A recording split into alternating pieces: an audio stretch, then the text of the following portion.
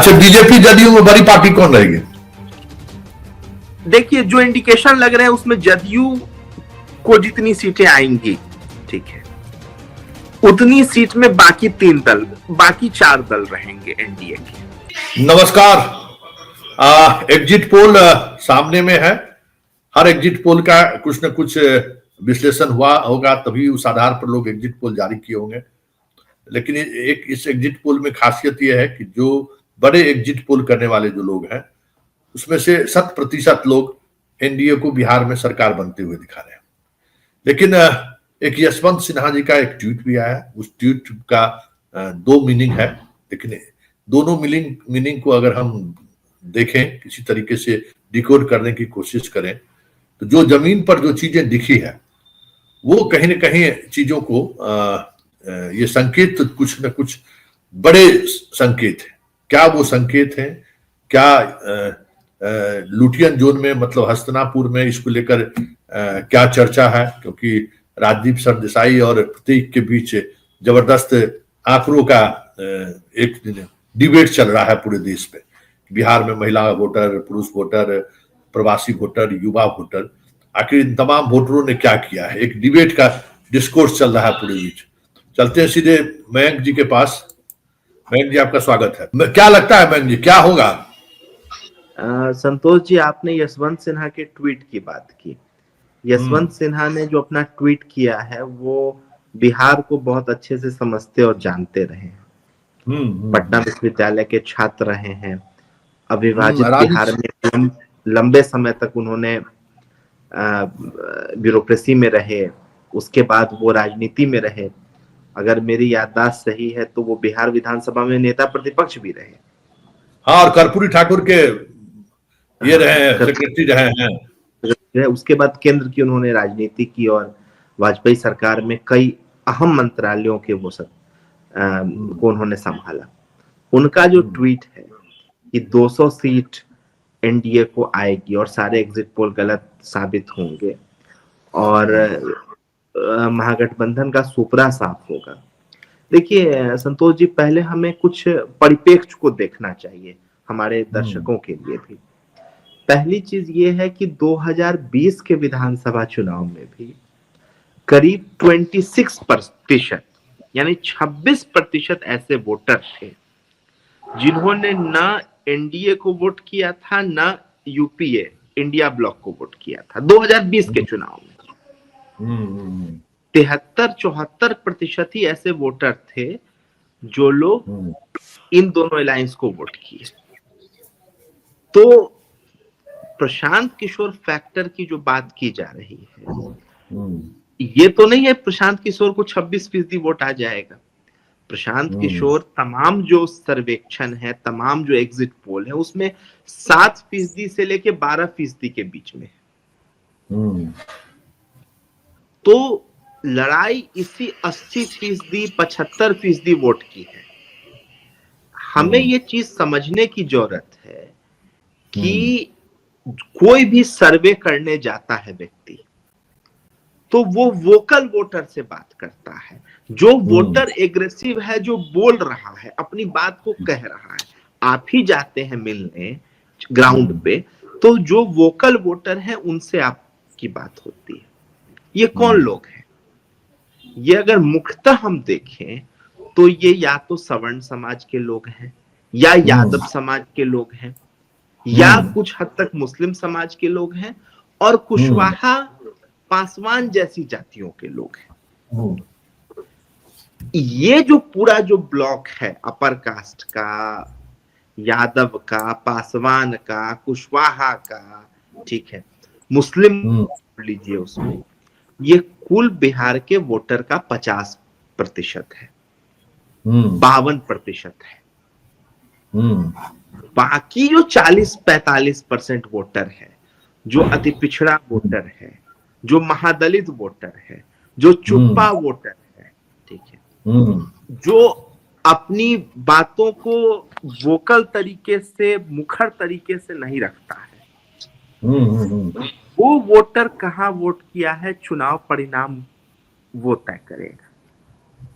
Vote उसने भी गिराया है, तभी तो 68% और 67% पोलिंग हुई है।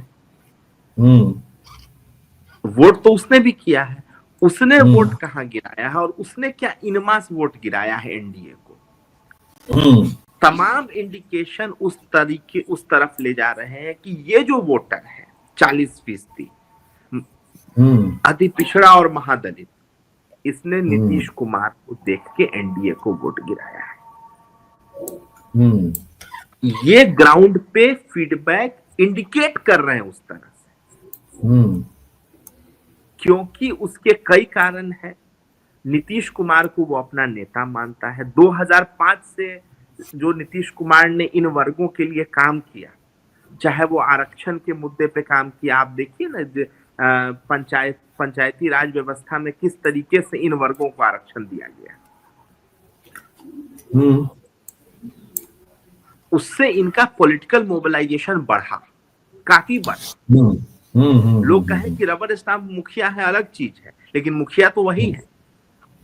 हाँ, सच्चाई है ना। एक चीज ये है। दूसरी चीज ये है कि 2005 से पहले वाला जो जंगल राज का डर है, उससे सबसे ज्यादा प्रभावित ये वर्ग होते हैं, क्योंकि जो दूसरे वर्ग हैं, जो सबसे वोकल है, बूढ़ा बाल, ठीक है, वो तो लड़ लेंगे उस जंगल राज से, और लड़े हैं 1990 के बाद, ठीक। लेकिन ये तो वर्ग जो है, ये वर्ग तो उस तरीके से लड़ाई भी नहीं लड़ पाता था, इसे तो मार ही पड़ी उस वक्त में। न इसका इकोनॉमिक अपलिफ्टमेंट हो पाया, ये भी समझने की बात है ना, क्योंकि अर्थव्यवस्था देखिए ये सवाल, ये तो अब उसका वक्त नहीं है। मतलब ये तो हो गया कि जस्टिफिकेशन की किसको वोट किया होगा, ये हम लोग इसको इतने एक्सप्लेन में जाने की जरूरत नहीं है। मतलब ये जो 200 पार का जो जसवंत सिन्हा जी का ट्वीट है, वो व्यंग है या फिर आपको भी लगता है कि वो स्थिति बने? संतोष जी, अगर हवा होगी तो ये 200 तक ले जाएगी, मैं बड़ा स्पष्ट मानता हूं, और वो हवा दिखी है, मुझे तो दिखी है व्यक्तिगत तौर पे। अच्छा, 180 से 200 की हवा की तरफ ही मुझे दिखी है। उसका मैं कारण देता हूं, ठीक है। एक सीट है सीतामढ़ी की विधानसभा की सीट, सदर की सीट है। वहां सुनील कुशवाहा जो राष्ट्रीय जनता दल के उम्मीदवार हैं, उनके 80% काडर वोट है। उन्हें हर हाल में चुनाव जीतना चाहिए, क्योंकि कुशवाहा है, यादव है, मुस्लिम है, तीनों अच्छी संख्या में है उस विधानसभा सीट पे। ना कोई वोट कटुआ उम्मीदवार है, ठीक है। हाँ, बनिया वर्ग से 2 वोट कटुआ उम्मीदवार जरूर खड़े हैं सुनील कुमार पिंटू को कमजोर करने के लिए, लेकिन तब भी वहां नेक टू नेक फाइट हो गई है। आरजेडी को हर परिस्थिति में वो सीट 10,000 से ज्यादा वोट से जीतनी चाहिए, लेकिन कल जो वोटिंग हुई है, ठीक है, और आज जो लोगों से बात हो रही है, तो वहां नेक टू नेक फाइट है, कोई भी जीत सकता है। सुनील कुशवाहा भी जीत सकते हैं, पिंटू भी जीत सकते हैं। वो सिर्फ इसलिए हुआ है क्योंकि नीतीश कुमार का जो चुप्पा वोटर है, जो अति पिछड़ा महादलित वोटर है, वो कमल की तरफ गया है। तो बाजपट्टी की सीट है, बाजपट्टी की सीट उन आखिरी 40 सीटों में होगी या 43 सीटों में होगी जो जीतेगा एनडीए, क्योंकि क्या बात करते हैं? हाँ, मैं आपको बता रहा हूं, ठीक है, क्योंकि बाजपट्टी तो कोई प्रचार करने भी नहीं गया है, मैं आपको वही तो कह रहा हूं। और बाजपट्टी की सीट पर, उस सीट पर जहां चेक को लेके तमाम चीजें कही गई हैं, ठीक है, उस सीट पे जहां यादव मुस्लिम का वोट करीब करीब 42% है, 42% है। मुसलमानों की आबादी वहां 25% से ज्यादा है, यादवों की आबादी 15% से ज्यादा है। उस सीट पर भी आखिरी पोलिंग के दिन आरएलएम फाइट में आ गया। इसकी संभावना ज्यादा है कि राष्ट्रीय जनता दल वो सीट जीते, ठीक है, लेकिन फाइट में आ गया। लेकिन फाइट में आ गया, इसकी ज्यादा संभावना है कि राष्ट्रीय जनता दल वहां चुनाव जीते। लेकिन वहां तक अगर फाइट हो गई, ठीक है, हम्म, बाजपट्टी जैसी सीट पे फाइट हो गई, ठीक है, हम्म, तो पूरे बिहार में क्या माहौल होगा? क्योंकि भाई 42% जहां यादव मुस्लिम का एकदम स्ट्रांग वोट है, ठीक है, हम्म, आपका सिटिंग एमएलए है, ठीक है, हम्म, पिछली बार जदयू का यादव उम्मीदवार रंजू गीता वहां से चुनाव हार गई, ठीक है, उस सीट पर अगर आखिरी में दिख रहा है वोटिंग के दिन की फाइट हो गई है, ठीक है, राष्ट्रीय जनता दल को एज है, तो भाई बाकी बिहार में क्या होगा? ये तो उन आखिरी 40 सीटों में है जो चलिए, एनडीए जीत सकता है। हम्म, तो मुझे आंकड़ा कहीं ना कहीं 180 के करीब लग रहा है। उसका आधार आपने बताया ही है। जी, उसका आधार है क्योंकि देखिए, इन मास जो वोट है इन 40% वाली जातियों का, वो एनडीए को पड़ा है और उसके चेहरा नीतीश कुमार है। अच्छा, बीजेपी जदयू में बड़ी पार्टी कौन रहेगी? देखिए, जो इंडिकेशन लग रहे हैं उसमें जदयू को जितनी सीटें आएंगी, ठीक है, उतनी सीट में बाकी 3 दल, बाकी 4 दल रहेंगे एनडीए के, भाजपा, लोजपा, आरएलएम और मांझी जी की पार्टी। इन नहीं नहीं, चारों जब को मिला नहीं नहीं नहीं, करीब, एक मिनट मयंक जी, जब वोट स्विंग किया है इस तरीके से, तो बीजेपी वाले में काहे ने स्विंग करेगा? नहीं नहीं, मैं बीजेपी वाले में भी स्विंग, मैं क्या कर रहा हूं, स्विंग किया है, लेकिन ये जो सीटें हैं ना, जो 40-41 की करीब जो सीटें हैं, ये वीक सीटें हैं। अच्छा, ठीक। ये जो एनडीए की 41 सीटें हैं, ये वीक सीटें, उसका कारण है इन सीटों पर जो शुरू में जो बंटवारा हुआ 202 सीटों का, तो जो मजबूत एनडीए की सीटें थी वो तो इन दोनों पार्टियों ने रखी हैं। दूसरा बात है, सिंबल भी असर करता है ना, सारे लोग तो पढ़े लिखे नहीं है, वो तो तीर नहीं है, खोजा जा हाँ, करके अपने हाँ, बूथ पर, तीर तो मिला नहीं। अब सिलेंडर छाप कितनों को पता है कि भाई आरएलएम का सिलेंडर छाप है। मतलब आप ओवरऑल यही है कि 200, 180 से 200।